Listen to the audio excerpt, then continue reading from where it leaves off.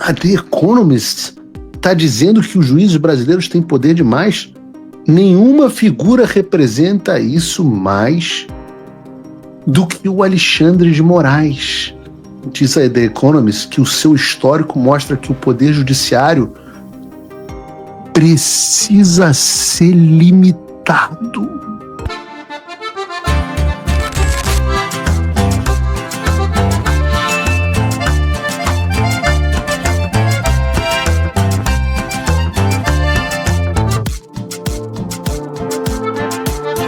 Estou indo agora para Nova York levar a namorada. Então você já chegou aqui? Deixa o like. O preço para ver o palhaço no picadeiro é curtir. Curtir, primeiro C. Segundo C, comentar. Terceiro C, compartilhar. Vocês estão carecas de saber, já podem ser ministros. Eu digo isso em quase todo o Paulo Figueiredo Show agora. O Alexandre surfou em uma onda global de censura financiada pelos Estados Unidos, com abundantes recursos, com palmas da imprensa internacional, com palmas da elite globalista, como a gente acabou de ver. E com o Trump, essa onda se dissipou. E o que vem agora? Ora, o que vem agora é um tsunami em direção ao Alexandre. E se você não acredita em mim, apesar das abundantes provas que eu tenho colocado aqui no meu programa, acreditem, ouçam, passem a ler a imprensa internacional. Vocês devem lembrar aqui, há pouco mais de 2 semanas, que eu trouxe um artigo do Financial Times, queridinho da elite globalista do mercado financeiro, sentando o pau no Alexandre de Moraes. Pois agora veio o maior competidor, digamos assim, o maior rival do Financial Times, a outra queridinha da elite globalista, que é a revista The Economist, falando sobre o Alexandre.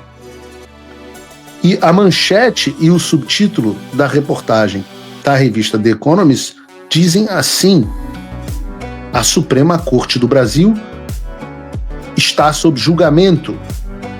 Como um juiz celebridade ilumina uma excessiva concentração de poder. Vejam, o texto é duro contra o Alexandre. Só para citar algumas partes, abre aspas, a democracia brasileira tem sofrido golpes nos últimos 20 anos e grande parte da culpa recai sobre os seus políticos corruptos. Todo presidente desde 2003 foi acusado de violar a lei. Dilma Rousseff sofreu impeachment, Lula da Silva, Jair Bolsonaro, que eles chamam de um agitador de extrema-direita, supostamente planejou um golpe para se manter no poder até 2022 e em breve será julgado por isso. Entendam, é uma revista de esquerda. Mas eles continuam. Mas a democracia do Brasil tem outro problema. Juízes com poder demais.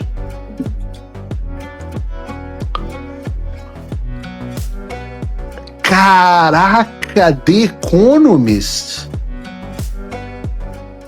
A The Economist tá dizendo que os juízes brasileiros têm poder demais. Não, deixa a reportagem aí pra gente, mano. Porque eles continuam. Nenhuma figura representa isso mais do que o Alexandre de Moraes, que integra a Suprema Corte. Diz a The Economist que o seu histórico mostra que o poder judiciário precisa ser limitado.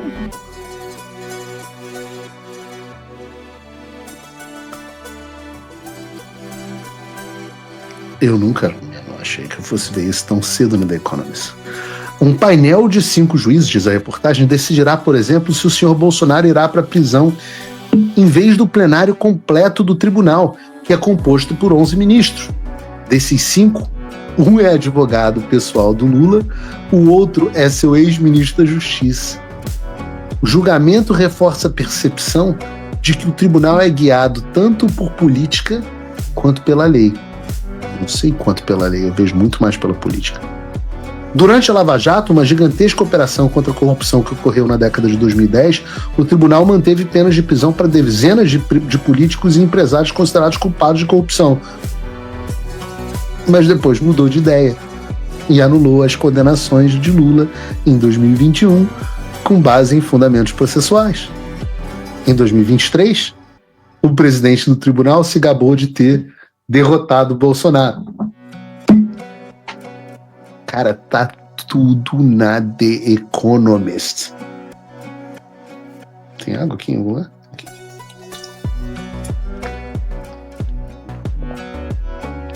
Continua a reportagem. Alegações de tal arbitrariedade e impropriedade tornaram-se comuns.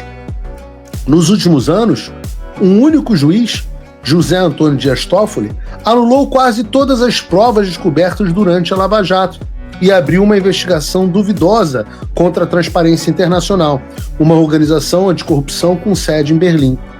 Gilmar Mendes, outro juiz, organiza reuniões extravagantes e frequentada por pessoas influentes que frequentemente têm processo em curso no tribunal.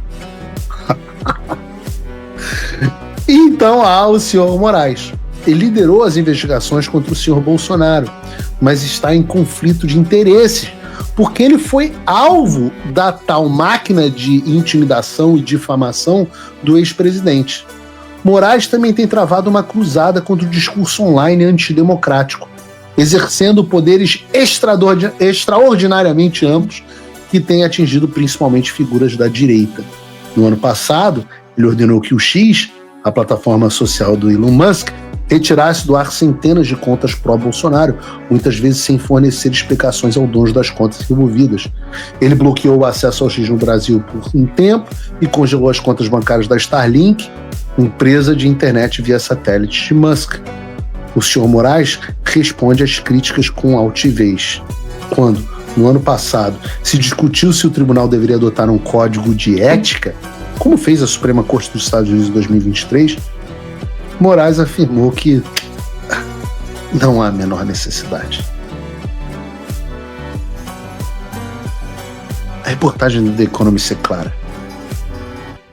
Ela diz que o Brasil está enfrentando um problema gigantesco, que é a concentração de poder em juízes, sobretudo o Alexandre de Moraes.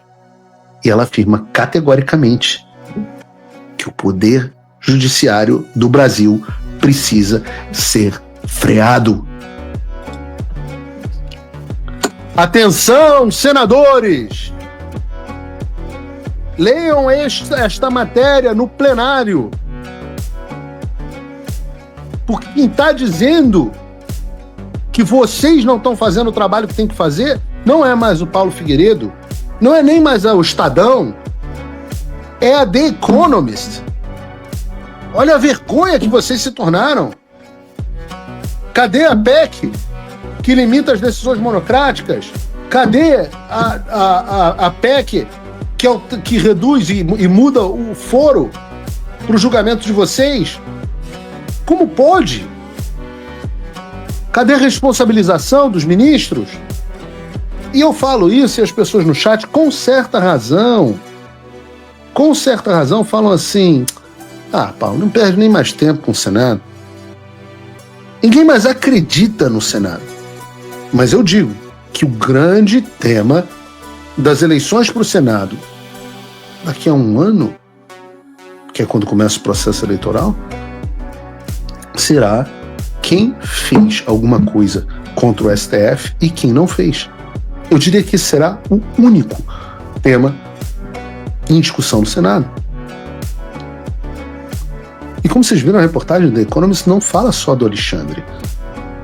É citado o fato do Bolsonaro estar sendo julgado por uma turma do STF e não pelo plenário. Cita que os juízes que vão julgar são conflitados. O próprio Fábio Dino, inclusive, é conflitado por ter sido autor de ação contra o Bolsonaro. Cita o Barroso, dizendo que derrotou, que é o presidente da corte, dizendo que derrotou o bolsonarismo. Cita o Toffoli, que está soltando corrupto. Cita o Gilmar Mendes, organizando a Gilmar Palusa, com pessoas do processo, com processo no Supremo.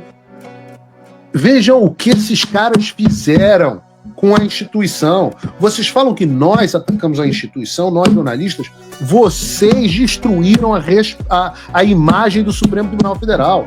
Vocês jogaram essa instituição na lama. Vai ter que refazer o Supremo inteiro para recuperar um pouco de credibilidade. Vai ter que chutar a bunda desses caras todos. Ora, eu não me surpreenderia se daqui a pouco o impeachment de ministro do Supremo se tornasse rotineiro. E talvez deva se tornar mesmo. O mundo está mudando. Vocês, eu vou usar isso com mais frequência. O nosso Supremo Tribunal Federal é retardado. Ele está atrasado em relação ao resto do mundo. Ele está em retardo.